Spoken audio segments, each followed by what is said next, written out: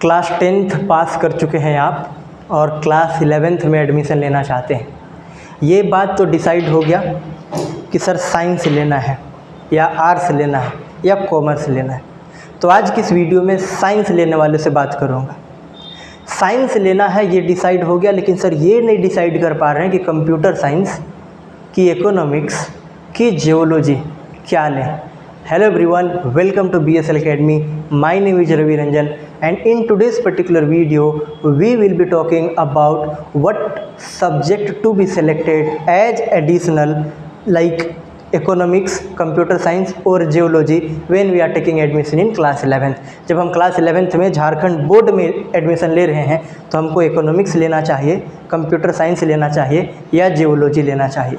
इस बात को बताने के लिए मैंने कुछ पैरामीटर का हेल्प लिया हुआ है।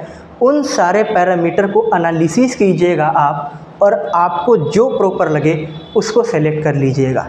ठीक, मैं आपको ये डायरेक्टली नहीं बोल सकता कि आपके लिए कंप्यूटर ठीक है, लेकिन हाँ कुछ पॉइंट पे मैं बात कर रहा हूँ। उन सभी पॉइंट को आप एनालिसिस कीजिएगा और देख लीजिएगा कौन सा सब्जेक्ट आपके लिए ठीक है। तो पहला पैरामीटर जो मैं ले रहा हूँ वो है सब्जेक्ट का डिफ़िकल्टी लेवल या फिर टफनेस। तो देखिए, कंप्यूटर साइंस जो आप जैक में पढ़ेंगे उसमें पढ़ना पड़ता है C++ लैंग्वेज। C++ लैंग्वेज में थोड़ा कंसेप्ट तो चाहिए, और थोड़ा नहीं, एकदम बढ़िया कंसेप्ट चाहिए C++ के लिए।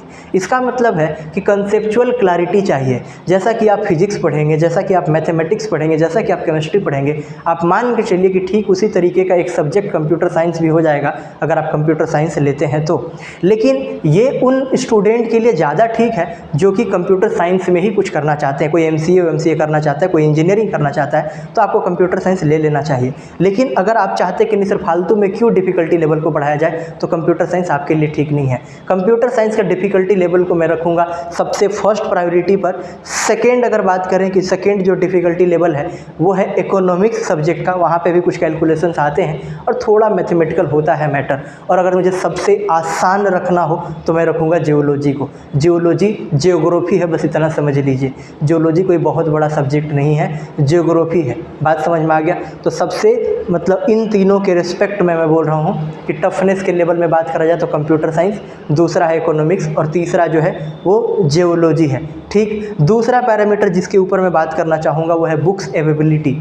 तो देखो, कंप्यूटर साइंस का बुक ईजिली अवेलेबल है, बहुत सारा बुक, बेहतरीन बुक ईजिली अवेलेबल है। ठीक, जैसे सुमिता अरोड़ा का बुक हो गया, फेमस बुक है, वैसे ही आपका इकोनॉमिक्स का भी बुक आपको मिल जाएगा। लेकिन अगर जियोलॉजी का बुक के बारे में बात करें तो आपको बहुत डिफ़िकल्टी फेस करना पड़ता है। कोई ऐसा बुक नहीं है जो कि झारखंड बोर्ड का सिलेबस को पूरा प्रॉपर तरीके से कवर करे और एक बुक पढ़ करके आपका काम हो जाए। तो बुक के मामले में जियोलॉजी जो है वो ख़राब हो जाता है। कंप्यूटर साइंस का बुक का अवेलेबिलिटी अच्छा है, इकोनॉमिक्स भी आराम से मिल जाता है, जियोलॉजी का नहीं मिलता। इसके बाद हम लोग बात कर लेते हैं थर्ड पैरामीटर जिसके बेसिस पे आप जज कर सकते हैं, वो है मॉडल पेपर और प्रीवियस ईयर क्वेश्चंस। तो देखिए, मॉडल पेपर, जैसे जैक ने मॉडल पेपर रिलीज़ किया इस बार भी, तो इस बार भी जो है जियोलॉजी का मॉडल पेपर रिलीज़ नहीं किया गया। कंप्यूटर साइंस का भी मॉडल पेपर रिलीज़ नहीं किया गया। तो कंप्यूटर साइंस का मॉडल पेपर यूजुअली नहीं रिलीज़ किया जा सकता है, लेकिन गेस पेपर आता है उसका। इकोनॉमिक्स का मॉडल पेपर भी आता है और गेस पेपर भी आता है। जियोलॉजी का ना तो मॉडल पेपर है ना तो गेस पेपर है। समझ आ गया? प्रीवियस ईयर क्वेश्चन मिलता है जियोलॉजी का भी, कंप्यूटर का भी, इकोनॉमिक्स का भी। तो इस बेसिस पे अगर मुझे बोलना हो तो यहाँ पे जियोलॉजी थोड़ा वीक पड़ता है रिसोर्स के अवेलेबिलिटी के मामले में। रिसोर्स नहीं मिल पाता है जियोलॉजी के स्टूडेंट को। इसके बाद बात कर ले स्कोरिंग के ऊपर, तो स्कोरिंग कंप्यूटर साइंस है, इकोनॉमिक्स भी है और जियोलॉजी भी स्कोरिंग है। ये स्कोरिंग के मामले में आप बराबर बोल सकते हैं, कोई कम कोई ज़्यादा नहीं है, अच्छा सब्जेक्ट है, सब में स्कोर किया जा सकता है।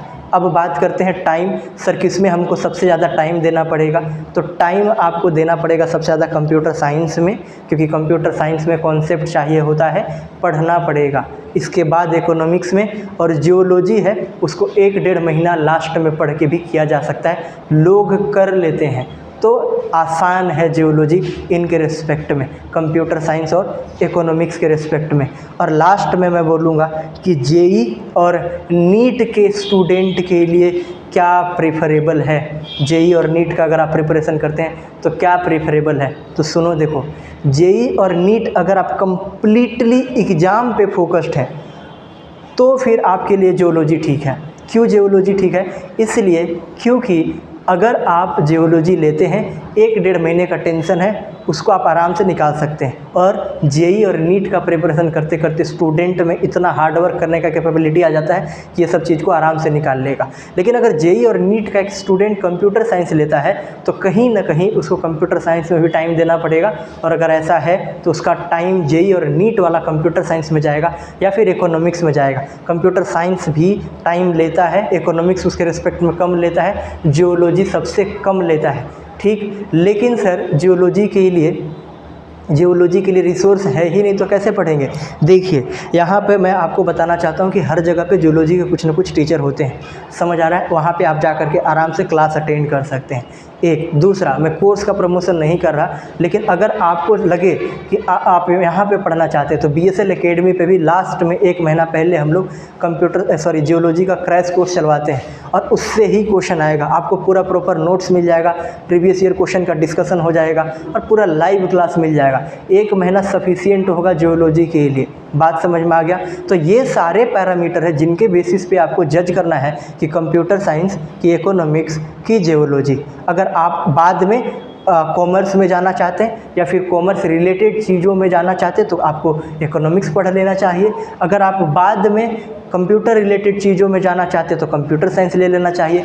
और अगर आपने बस कोई सब्जेक्ट ले लेना है और इसलिए लेना चाहते हैं तो फिर आप जियोलॉजी ले लीजिए, कम पढ़ करके ज़्यादा उसमें रिजल्ट निकाला जा सकता है। बाकी और भी किसी तरीके का कोई डाउट हो तो बिल्कुल हम हमेशा हाजिर हैं आपके लिए। आप कमेंट बॉक्स में कमेंट कीजिएगा। मेरा पूरा प्रयास रहेगा कि आपका जो जर्नी है उसको स्मूथ बनाया जाए, उसमें कुछ कंट्रीब्यूट किया जाए। आज के लिए इतना ही, मिलते हैं नेक्स्ट वीडियो में।